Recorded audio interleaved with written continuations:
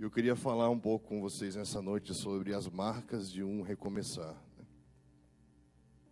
O que é um recomeçar? Quando que um recomeçar é necessário?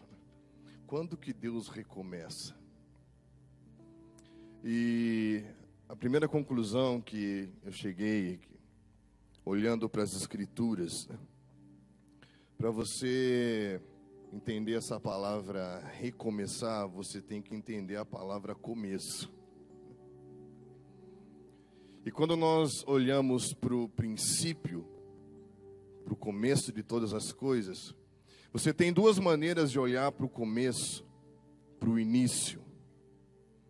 Você pode olhar a partir das coisas criadas, ou você pode olhar a partir do princípio criador de todas as coisas. Nós podemos ter uma visão a partir das coisas sendo criadas, ou a partir do princípio criador de todas as coisas. O que muda? Romanos capítulo 1, Paulo vai falar que podemos ver claramente os atributos de Deus, a sua divindade, o seu poder, por meio das coisas que foram criadas. E muitos chamam isso de uma revelação geral. E isso tem a ver com uma visão universal, abstrata. Quantas vezes você já encontrou com alguém que disse assim: eu não acredito em Deus, não acredito na religião, mas eu acredito que existe um poder, uma energia por trás do universo. Coisas criadas. Então ele faz uma leitura do universo a partir das coisas criadas. Isso é universal, é abstrato. É um poder, é uma energia, é uma força. Então nós temos duas maneiras de pensar o começo. Você pode pensar o começo de forma operacional, criativa, ou seja, coisas sendo feitas, coisas sendo criadas. É uma mentalidade operacional. Coisas sendo feitas, coisas sendo criadas, homem fazendo coisas, homem criando coisas. E aí você pode ver o princípio, o começo, por uma outra perspectiva. De não apenas coisas sendo criadas, mas ver uma pessoa criadora de todas as coisas. Porque é incrível você olhar para Gênesis capítulo 1 e diz: no princípio criou Deus os céus e a terra. No princípio você vê coisas sendo criadas. Aí você vai para João capítulo 1, versículo 1, e ele diz assim: no princípio era a palavra. A palavra estava com Deus, e a palavra era Deus, e todas as coisas foram feitas por meio dele, e sem ele nada do que foi feito se fez. Percebe que João, ele transcende a coisas sendo criadas, a uma mentalidade operacional de fazer coisas, e ele percebe uma relação eterna de amor. No princípio, não eram coisas sendo feitas, era um Deus se relacionando eternamente. No princípio era a palavra estava com Deus. Você já não tem uma visão naturalista, uma visão em que as coisas simplesmente vão acontecendo e sendo feitas, mas você vai perceber que tudo que existe só acontece a partir de uma relação de amor. O que vem primeiro? Deus fazendo ou Deus sendo? Primeiro ele é, depois ele faz e expressa o que ele é naquilo que ele fez. Mas não é simplesmente ser, é um Deus que se relaciona, porque a palavra estava com Deus. Aí você vai perceber que uma chave para entender o começo não é apenas fazer coisas sendo feitas, mas é uma relação eterna. Deus precisava criar para ser Deus. E por que criou? Criou por causa da sua relação de amor. Ele criou para o seu filho, e o seu filho governa para honrar ao pai que criou para ele. Ninguém conhece o pai senão o filho. E ninguém conhece o filho senão o pai o revelar. Percebe que tudo vai acontecendo a partir de uma relação eterna de amor. Deus criou por amor, criou para amar, criou para expressar o seu amor. Logo, o começo não tem a ver com gente fazendo coisas, mas tem a ver com uma relação eterna de amor. Por isso que você vai perceber Paulo dizendo em Colossenses 1, algo que vai além do que ele disse em Romanos 11. Em Romanos 11 ele disse que dele, por ele, para ele são todas as coisas. Isso é lindo. Mas Colossenses 1 ele fala que nele todas as coisas foram criadas nos céus e na terra.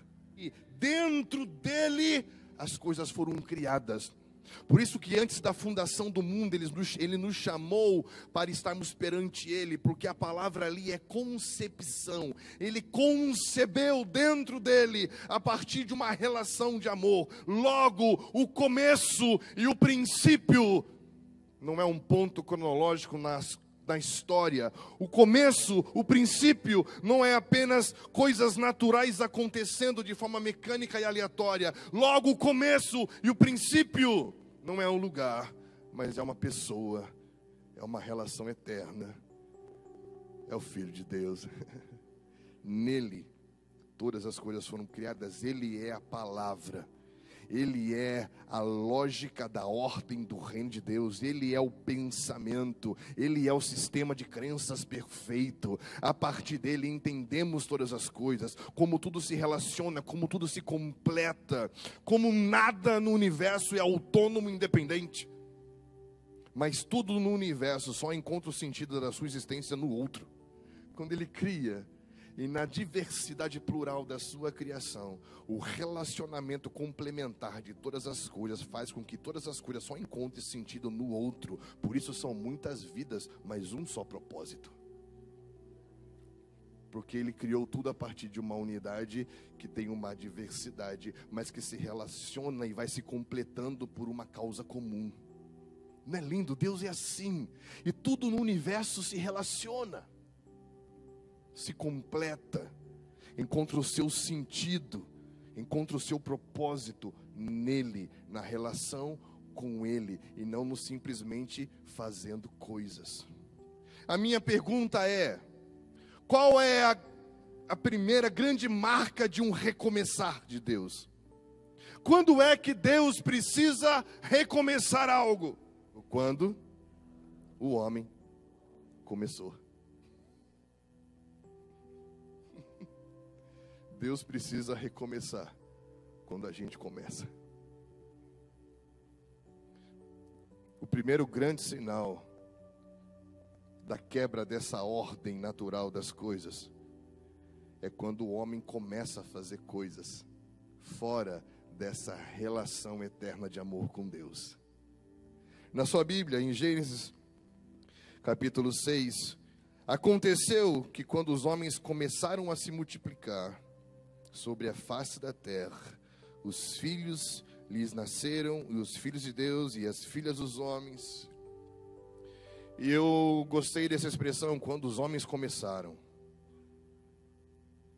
Porque até então, tudo que o homem e a mulher faziam era a partir de uma relação com quem?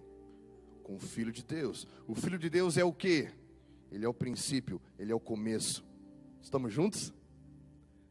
Quando é necessário recomeçar? Quando começamos qualquer coisa fora do princípio, fora do começo, fora dessa relação eterna com Ele. E a impressão que eu tenho é que Deus, na sua soberana sabedoria, deu ao homem a chance de escolher como querer fazer as coisas. Você quer fazer comigo ou você quer fazer só?